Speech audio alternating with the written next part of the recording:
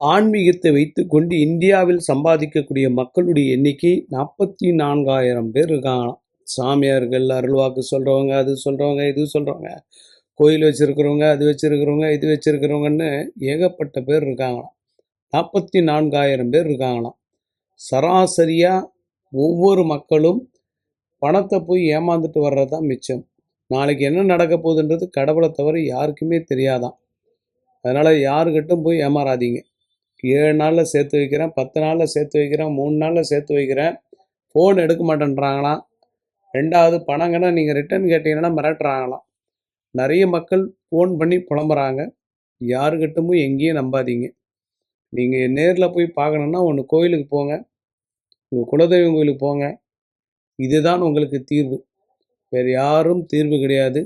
இது விழிப்புணர்வுக்காக மறுபடியும் போடப்படக்கூடிய வீடியோ. இறைவனை தவிர யாரையும் நம்பாதீங்க.